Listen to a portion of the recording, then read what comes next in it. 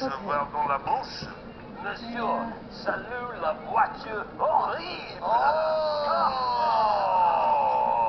I'll get the chef the suspension up here so we can fire him immediately. Oh, yes. This breakfast meeting will put Peugeot on the map for many years to come, make no mistake. This is what resulted. Cars like the hateful 1007, the absurd 407, the Wolf 607, and the shockingly bad 3008. Cheaply made, sloppy handling, lackluster done, the lot of it. The adverts changed too. Out went the burning fields of the call like that? 205s. And in came toss like this. All wheels and some seats for just £99 a month with £1,000 cashback plus another £2,000 cashback. Easy finance. That's stupid. Yes, very Who puts sliding doors on the front door of a car? It says me for the neon is burning. must be able to sign your name to have a car. Your knees may be at risk if you do not keep up repayments. The results were immediate. Sales went through the roof. Peugeot may have been good. You're clearly someone who takes care of yourself. So when it comes to screening for colon cancer, don't wait. Because when caught early, it's more treatable. I'm Cologuard. I'm non-invasive and detect altered DNA in your stool to find 92% of colon cancers, even in early stages. So, a guy in Soviet Russia wants to buy a car. He goes to the dealership. The dealer's like, hey, so you know there's a 10-year waiting list on these things, right? Like, all right, that's fine. And he puts some money down to buy it. 10 years for a car? Wow, that sucks. Should I pick this car up in the morning or afternoon? It's 10 years away. What does it matter? Like, well, the plumber's coming in the morning. We're used to competition. Every company wants to capitalize on the newest, fastest, and safest technology in order to appeal to us, consumers. It's what drives innovation after all. But what happens when that's not the case? When a communist state owns all the companies? Is innovation stifled?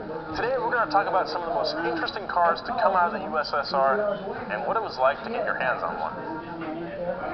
From 1922 to 1990, the United Soviet Socialist Republic, or Soviet Union, was a communist state that spanned 8.6 million square miles across northern Asia and eastern Europe. The USSR was thick.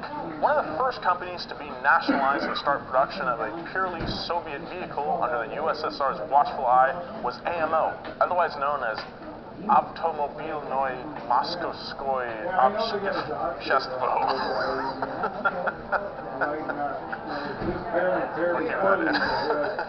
The Moscow factory was the site of a stirring speech by Vladimir Lenin in which he promised the sons and daughters of the revolution that Russia would now step into the motor age. Engineers from the Scientific Automobile and Motor Institute working for AMO debuted the Nami-1 in 1927. The first original Soviet passenger car, this rolling monument to the proletariat, was designed to combine the simplicity and low cost of a cycle car with the passenger capacity and comfort of a small car.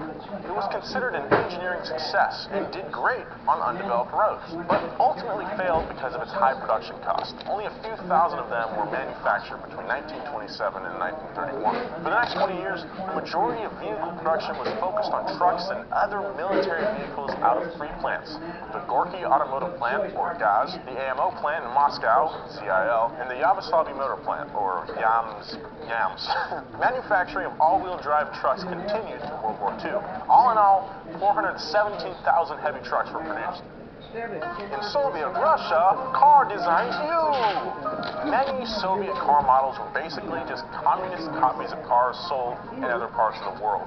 The car's mechanics would be simplified and the brakes and suspension beefed up to survive harsh Soviet roads. Brands like Fiat, Ford, and Opel would get Soviet makeovers and would be rebranded and sold under different names. The first Soviet compact car was no exception. The KIM-10 was based off a British Ford model, the Prefect. Scientists from NAMI, the same group that developed the NAMI-1, reverse engineered the Prefect and converted the resulting drawings into the metric system so they could be adapted to Soviet materials and production techniques. The dinky little four-cylinder had a three-cylinder transmission and produced 30 horsepower.